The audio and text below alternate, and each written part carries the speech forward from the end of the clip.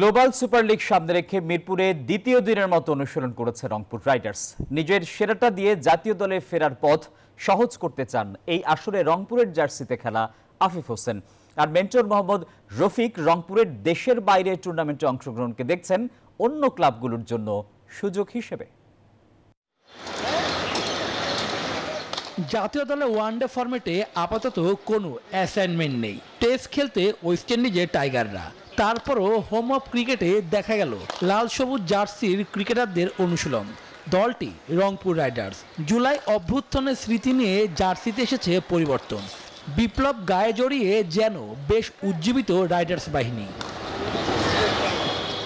দল গুছিয়ে রাইডার্সদের সামনে থেকে নেতৃত্ব দিচ্ছেন ক্যাপ্টেন নুরুল হাসান সোহান। শেষ মুহূর্তের প্রস্তুতি পরখ করে নিচ্ছিলেন batting coach Mohammad Ashraful. BPL এর আগামী আসরে খুলনার টিমে থাকলেও ওয়েস্ট ইন্ডিজে গ্লোবাল টি-20 আসর সামনে রেখে রংপুর দলে ভিড়িয়েছে আফিফ হোসেনকে। এই টুর্নামেন্ট নিয়ে জানালেন নিজের পরিকল্পনা।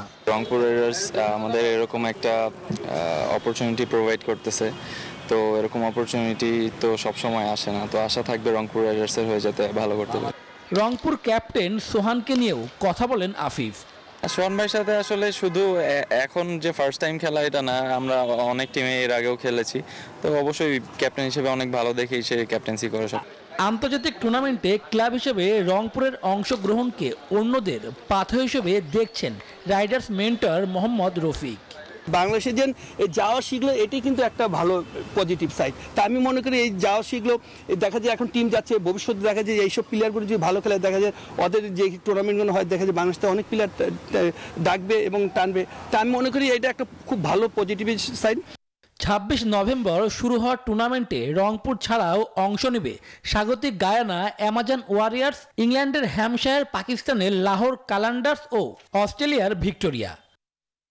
শুভদেবনাথ, নিউজ 24, ঢাকা।